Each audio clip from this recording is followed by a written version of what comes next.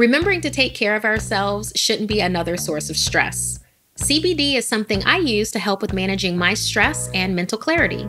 It's a good option to aid you in feeling better without having to change too much in your normal routine. And our sponsor, Caliper, has a great way to consume CBD. Caliper CBD powder is completely tasteless and mixes easily in any food or drink. I just stir it into my orange juice in the morning and continue with my day. I don't have to go out of my way to help ease my stress. Get 20% off your first order when you use promo code SCARY at trycaliper.com/scary. You can try Caliper CBD risk-free for 30 days. If you don't love it, they'll give you a full refund. Hello, my dark darlings. I'm Markeia, and this is the Something Scary podcast. To our veteran listeners and those sheltering into the dark with us for the first time, welcome. Tiptoe through the terrors, but do not linger. Once the horrors awaken, they will hunt you. And then there's nothing left to do but run. Run, and never look back. First, a mysterious letter demands to be read, followed by a poem of deceitful allusions. And then, a listener tells us of a strange encounter. And finally, a historic child-snatching creature. And we also have an interview with the director of The Craft Legacy. I receive hundreds of creepy story submissions every single week. As always, the first story you hear is one that we've chosen to animate and post over at youtube.com/snarled. Then I read a few more stories for the podcast. If you have a tale you're dying to share, send me an email at somethingscary@snarled.com. If you'd like to support Something Scary, then consider joining our Patreon. As a patron, not only can you help the show and see ad-free episodes, but you can also be a part of the horror and hear your name featured in one of our podcasts or weekly video stories. Visit patreon.com/snarled. So, want to hear something scary?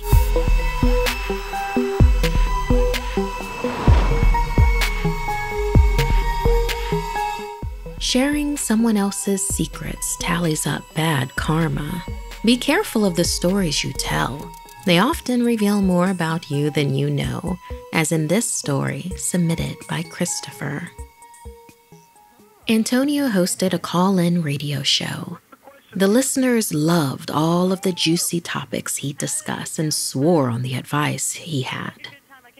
One day, Antonio was going through the listener mail and came across a troubling letter enclosed in what looked like a tear-stained light brown envelope. A young man wrote in, asking for advice regarding his boyfriend. He wrote that they'd been together for 2 years, but had only just moved in together a few months ago. Since then, his boyfriend would snap constantly, get jealous, and one night after they left a party, he slapped the young man. He knew that wasn't right, but he wanted to give his boyfriend another chance. The letter was signed, "Stay or Go." Antonio really wanted to read that letter on the air, but his boss Raul told him to focus on the usual fluff instead. So he selected another letter about potential cheating, but "Stay or Go" stuck with him. As he went to his car, he could hear 2 men somewhere arguing.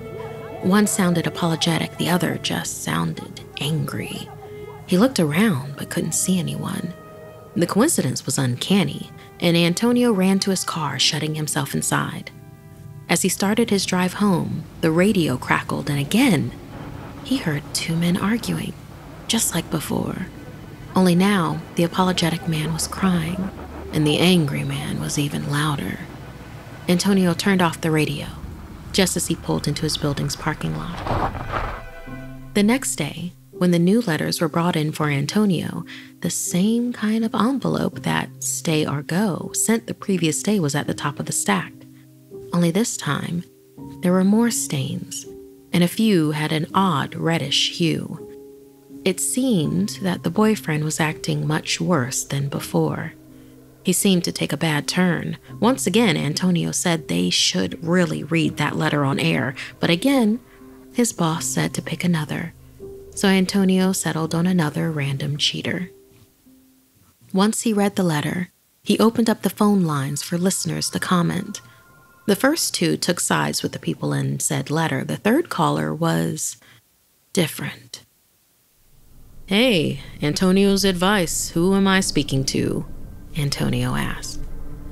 "Please, I'm sorry," a voice begged over a crackling line. Antonio nearly dropped the phone. It was one of the voices he had heard last night. Somehow he knew it was stay or go. "You ruined everything, you worthless piece of trash," another voice boomed. Definitely the boyfriend, Antonio thought. Antonio cried for stay or go to get out of there, find shelter, and get help. There was some kind of loud crash. Then the line went dead. Antonio raced over to the computer to see if he could find that last number. Just as he sat down, the power went out. His boss, Raul, walked in. Antonio asked Raul if he had heard the last call. His boss nodded and let him know he informed the authorities. Antonio breathed a sigh of relief as he left the station. Once he got to his car and started it, he heard the boyfriend screaming through the radio. Antonio tried to turn the station off, but all he kept getting was the man screaming. Finally, he turned the radio off completely. He drove in silence until he got to his apartment. Once he parked, the radio crackled back on, once again to the boyfriend screaming in rage, but also the sound of weak gurgling. He smashed down the power button for the radio, but nothing happened. Suddenly, it all stopped. Nothing but heavy breathing. Then suddenly, another loud crash boomed through the speakers like something being broken. The boyfriend screamed again before the radio started crackling once more. Antonio could hear the normal programming come back in, but before it fully took over, the man stopped screaming, and several loud popping noises rang out. Then finally, just radio music again. Antonio jumped out of his car and raced upstairs to his apartment, but for some reason, as he made his way up there, he could feel himself fill with rage. He looked down at the shirt he wore and noted how wrinkled it was. He had no idea why it made him so angry, but it did. He flung his door open. The smell of a delicious meal filled his nostrils but did not cool his temper. A young man, close in age to Antonio, came out from the kitchen with his favorite meal. Filled with rage, Antonio found himself bellowing, "You idiot! I asked you to do one little thing, iron my good shirt for work. How the hell did you forget to do that?" A voice offered an apology, and Antonio was surprised to find it belonged to stay or go.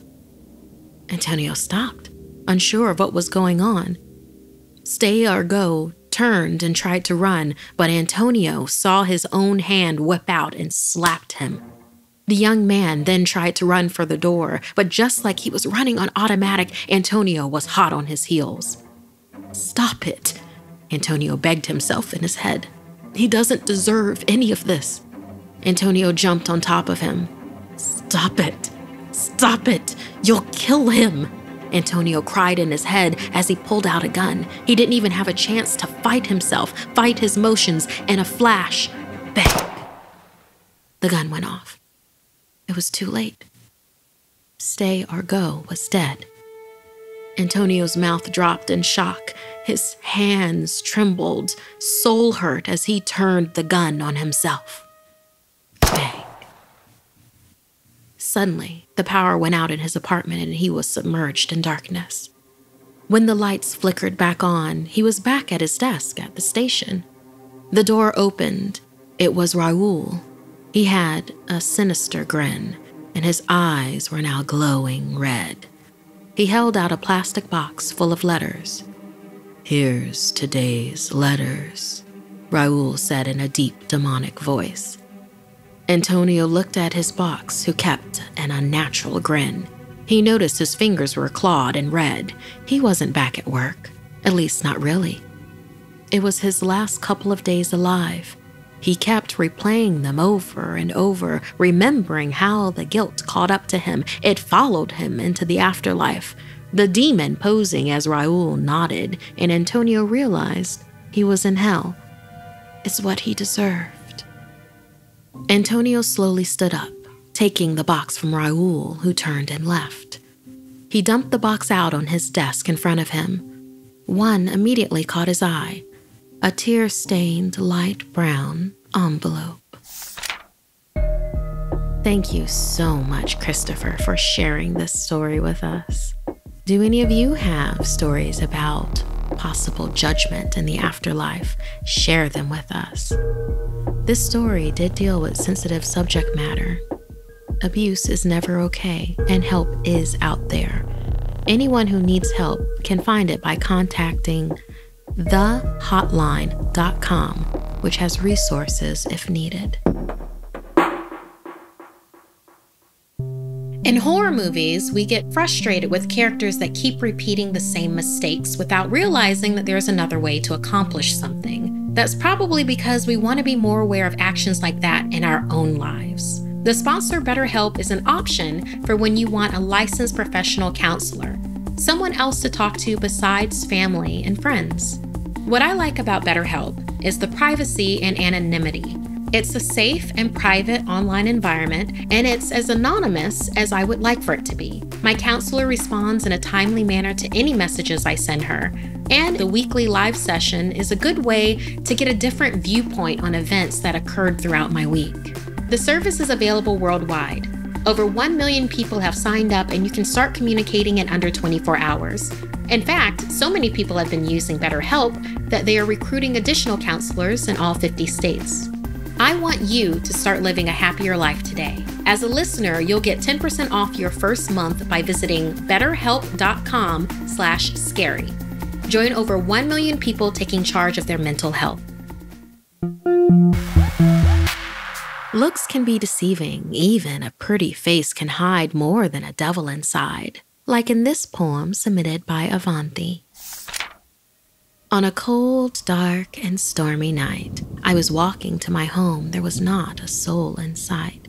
I was very much alone.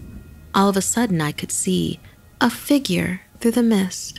At first, I thought it was just a lady, but she came close and my stomach began to twist. She was unnaturally charming in a bright scarlet gown, an elegant bun set on her head, a place that never seemed to frown. I've seen plenty of horror movies to know that such beauty meant danger. Then again, I'd never felt such positivity radiating from a total stranger. I knew better than to talk to her, yet I could not help it. I tried to say something, but as she came closer, my voice had melted. Now she was less than a foot away, and I slowly began to calm. Though her smile was unsettling, she didn't seem to do me any harm. Little did I know how wrong I'd been, and my dread began to rise when slowly her true form's hands clutched me, for I was its prize. Her pretty slowly peeled off, revealing a monster underneath. Her perfect smile gave way to show me her jagged teeth. Her canines dug into my flesh, and as I howled in pain, I saw more of these monsters staring and spitting at me in disdain. One by one, as they feasted, I felt nothing but pure agony. The last thing I saw was my blood, making their dresses darker than it should be. Thank you so much, Avanthi, for sharing your poetry with us. We love poems that tell a story. If you have one, send them to SomethingScary@snarled.com.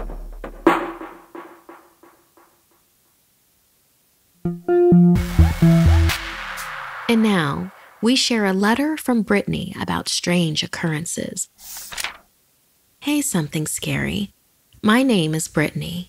I've only recently found your podcast, and I've been binging all the episodes while I deliver pizzas at night. I wanted to share an experience I had one night while I was working a few months ago. I was on delivery around 11:30 p.m., listening to an episode of Crime Junkie. On my way back to the store, I saw a dark shadow in the road, so I slowed down, thinking it was just another deer or a bear, as I see them pretty often in my area. However, as I got closer to it, it didn't change shape or get any clearer. It just remained a shadow. It was like a patch of black smoke. There was no other traffic on the road at the time, so I knew it couldn't have been from a truck. It was only in the middle of the road, so it wasn't a fire. I started to shrug it off and speed back up when all of a sudden, out of nowhere, there was a woman in the road. So I slowed down again, almost stopping to avoid hitting her. She was right in the middle of the smoke, just standing there, wearing jeans and a white shirt with no shoes. We have a lot of people who are homeless in our town, and this could have easily been passed off as a late-night wanderer, but there was something different about her. Her face was extremely gaunt, and she had waist-length black hair that was seemingly perfect. A little freaked out at this point, I quickly rolled up my windows and wondered if I should help. But then she started walking very slowly towards my car, screaming like a maniac. Again, in different circumstances, I might have helped them seek shelter, but this wasn't human-like screaming. Within a split second, she was right next to my car, shouting incoherently what sounded like, "Let me in! Let me in!" The smoke began to creep into my car. I began to choke and hear the voice inside my head. "Let me in! Let me in!" As if an entity was begging to take hold of my body, I grabbed a mask and put it on. Time seemed to slow, and I saw her face. Her eyes were very dark. "Let me in!" My hand began to roll the window down against my will. In that moment, I knew I had to get out of there, so at the risk of running her over, I punched the gas. When I got out of the smoke, I looked in my rearview mirror and saw her running after me at a remarkable speed, still screaming. Then she just disappeared, along with the smoke. I got back to the store, my heart racing, and I told my boss about the encounter. I have no idea what I saw that night, but I've heard a couple of stories on your podcast that reminded me of the incident, so I felt I had to share. If you or any of your listeners have any idea what that was, I would love to hear it. My heart still pounds a little when I think about that night. Thank you. Remembering to take care of ourselves shouldn't be another source of stress. CBD is something I use to help with managing my stress and mental clarity. It's a good option to aid you in feeling better without having to change too much in your normal routine. And our sponsor, Caliper, has a great way to consume CBD. Caliper CBD powder is completely tasteless and mixes easily in any food or drink. I'm a big fan of Caliper CBD powder because not only is it THC-free, it's an easy addition to my usual morning vitamins. I just stir it into my orange juice in the morning and continue with my day. I don't have to go out of my way to help ease my stress. Plus, it's clinically proven that you absorb 450% more CBD with Caliper CBD powder compared to tinctures. That's pretty amazing. Get 20% off your first order when you use promo code SCARY at trycaliper.com/scary. You can try Caliper CBD risk-free for 30 days. If you don't love it, they'll give you a full refund.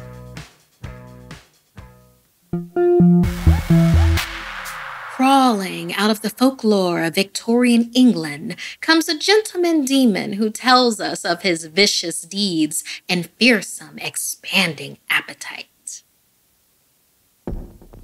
There are those who deny my presence in the night. Averting their eyes, they hurry past as I snake through the alley over the hisses of cats. They believe 'tis but a shadow or a thief, and not the horror known as Spring-Hilled Jack.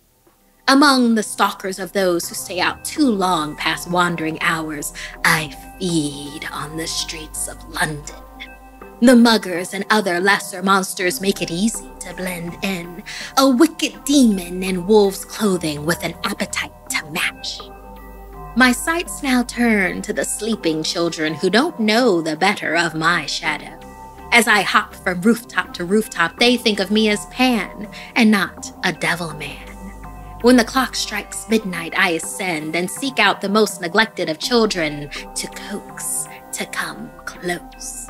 Open the window and reach out to spring-heeled Jack. That's when I snatch. I dig my claws into their bedclothes and off we go. Their siblings cry in the distance when they stir much too late.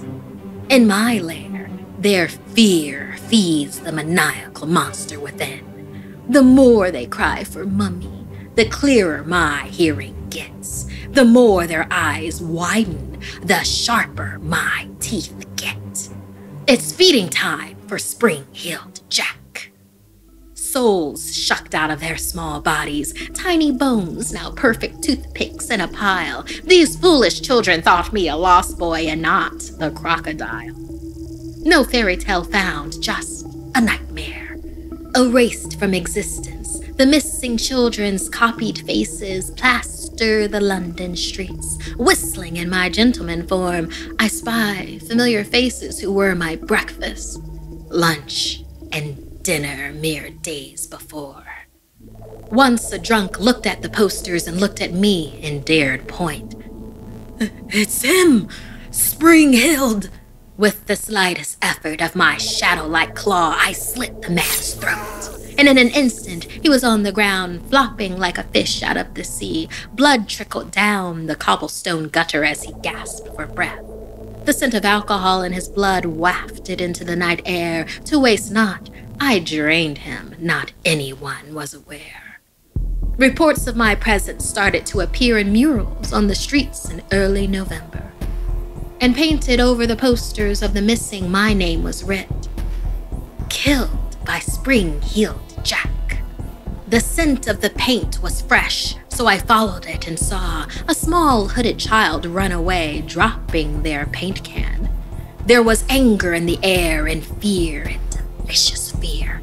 A chase would promise a sweet reward in the end, so I pursued. In the alley, I pulled back my human form and scaled walls with hooked claws, tearing into bricks and gaining on the child. From above, I circled, extending my wings, hooking into their back. A shriek sounded from the small form. Into the vastness of the sky spread the wings of spring-heeled Jack. I discarded the unconscious body into a cage. But as I walked away, I heard a gasp. "Perry," said a voice from the corner. The other small child had awakened. And that's when I realized the plot. The child wanted to be taken. Oh yes, I could see it. Last night, one of the children who woke up too late to stop me. Oh, what a valiant effort, but so futile. In truth, I was the clear winner. 2 meals in one for me, and their fear of not making it out alive made me stronger. With sheer glee, I stepped between them and the eldest stepped in front of me. Take me instead. Either one seeing the other die was enough for me to get quite a satisfying meal, so I shrugged. Suit yourself. Perry braced himself as the monster grabbed a hold of him. He'd been planning this since his sister was taken. He was terrified, and that only seemed to make the creature stronger. He had a surprise, though. Hidden inside his hoodie, all he had to do was strike the match. The monster paused with a puzzled look. He could smell the gunpowder of the firework Perry had hidden, but it was too late. The match was struck and the very short fuse was now lit. Perry shoved the explosive into the demon's gaping mouth and screamed, "You have been bested! This is the end of spring-heeled Jack!" The boy jumped free and grabbed his sister by the hand and ran. He stole a look back just in time to see the colorful explosion of the monster's head. Perry's plan had worked. He'd saved his sister and countless other children from spring-heeled Jack. Now, there's no killing me. There's only a slight delay. It may take time, years to put myself back together, but they will pay. My shadow will rise to hunt the children and the grandchildren of those who sought to stop spring-heeled Jack. For spring-heeled Jack is forever and ever. I'll be back. And now our interview with writer-director Zoe Lister-Jones from The Craft Legacy. Joining me today, Zoe Lister-Jones, writer and director of The Craft Legacy. This is not, I don't consider this a remake. I consider this is a moving forward. This is, yes, sequel, great. But what I like for this is like a reimagining of something that I grew up with. And it places it in a time of now where it can hit the beats that we need for it to do. So I very much appreciate.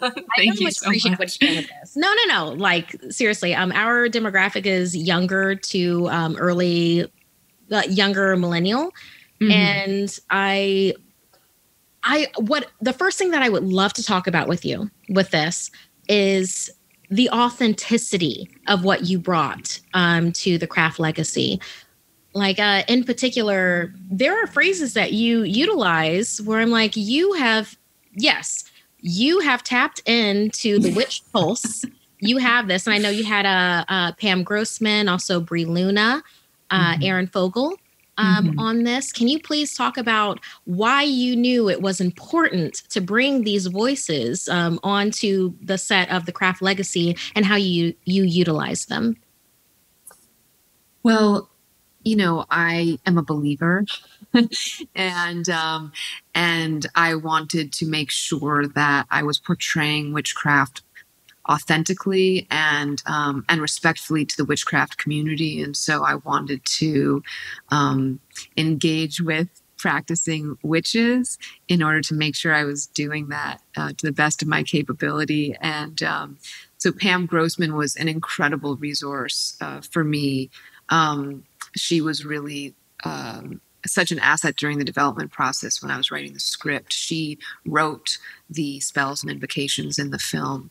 And she also just gave me such an incredible education on the history of witchcraft and also the ways in which witchcraft is practiced now, because I think we've seen a lot of portrayals of it that can feel a little more stereotypical and even villainized, and I really wanted to tap into honoring the divine feminine in the way that witchcraft communities have been doing for centuries. So she connected me to Brie Luna, who is better known as the Hood Witch, and I was already following on social media because she is the coolest. And she again just like broadened that education for me across cultures, and also her aesthetic is like so sick. And so I was, she helped me with some visual references too. And then Aaron Fogel was our Canadian witch because we shot in Canada, and so she was there at Monitor with me to make sure that, the ritual objects were being placed in the correct manner on the altar and that the ways that the rituals were choreographed was authentic. She was also there. Pam Grossman once said to us when we were rehearsing with the coven, magic doesn't know you're making a film. So, Aaron was there to,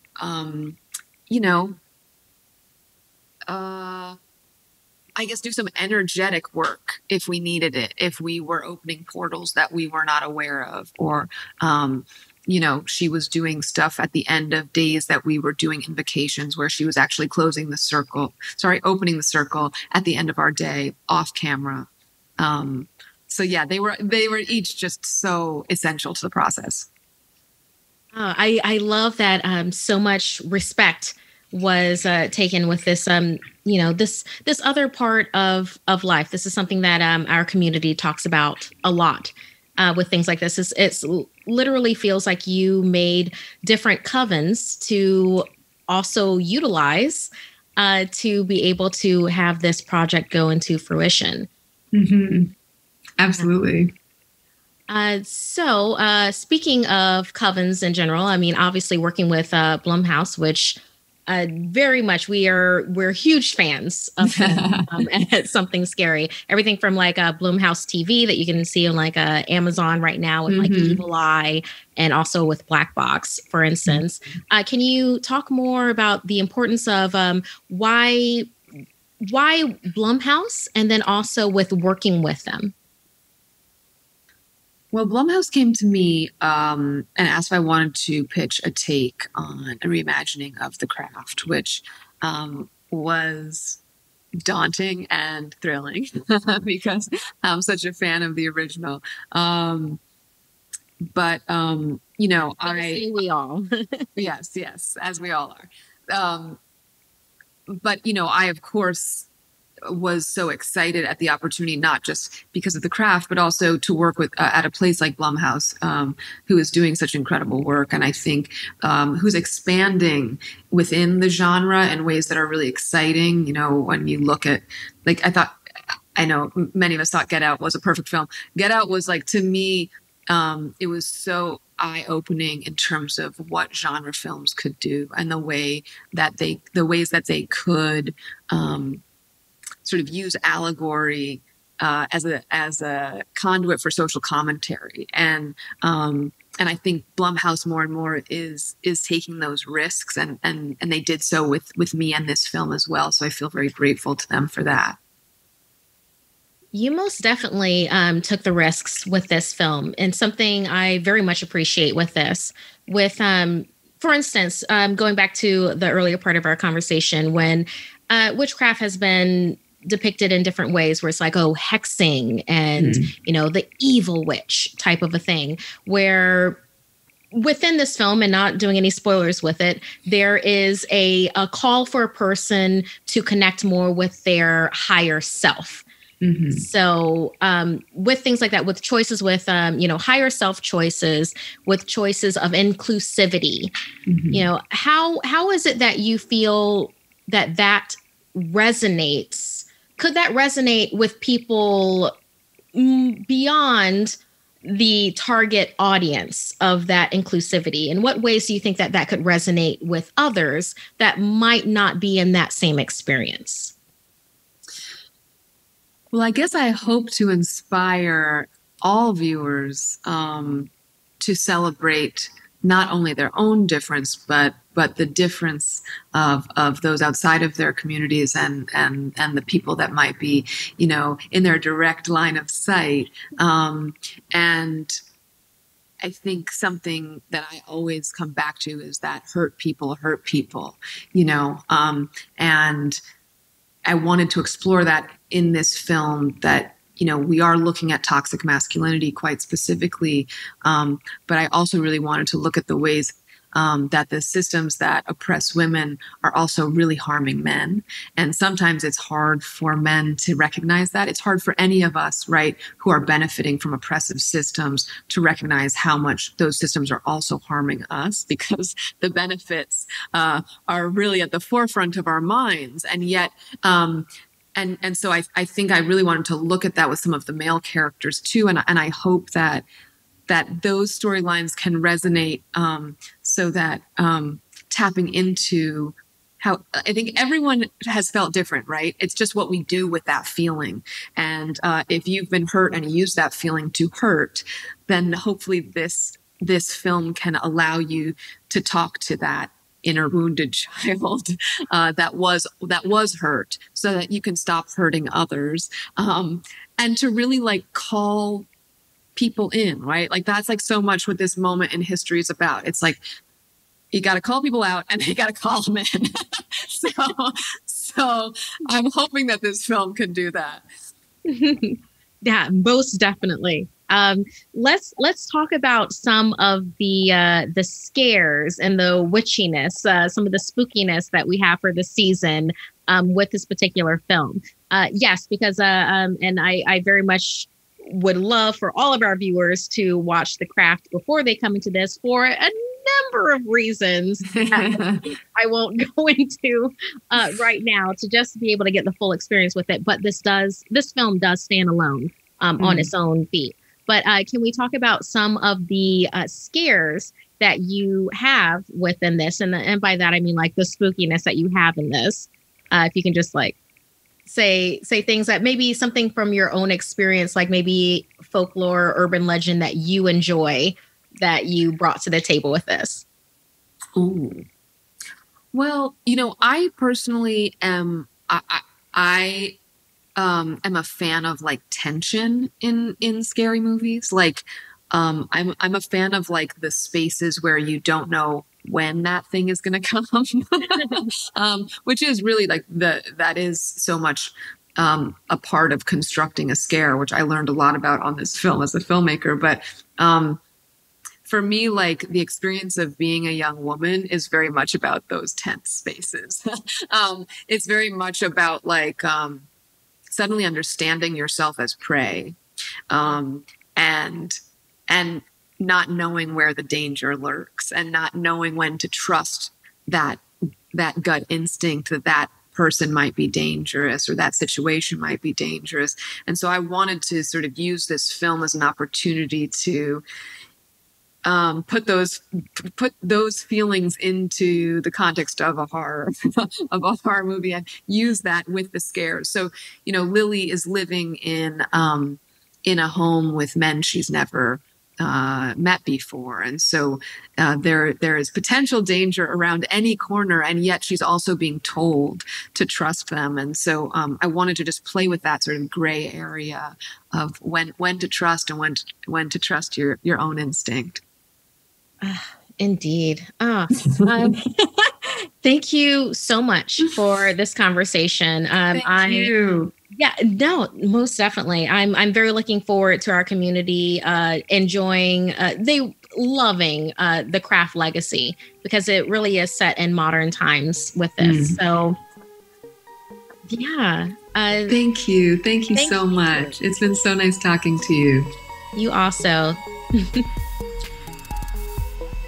This week's podcast stories were edited by Markeia McCarty, Sabina Graves, and Dennis Culver. Narration by Markeia McCarty. Audio edited by Fitz Harris and Calvin Linderman. Art and graphics by Mari Carlson. Produced by Annalise Nelson, Hannah Mullen, and Markeia McCarty. Music by Sapphire Sandalo and Calvin Linderman. If you have a story you'd like to submit, send me an email at somethingscary@snarled.com. Don't forget to watch the video version of Something Scary over at youtube.com/snarled. And if you'd like to support the show and everything we do at Snarled, join our Patreon at patreon.com/snarled. Until next time, my dark darlings, sweet dreams.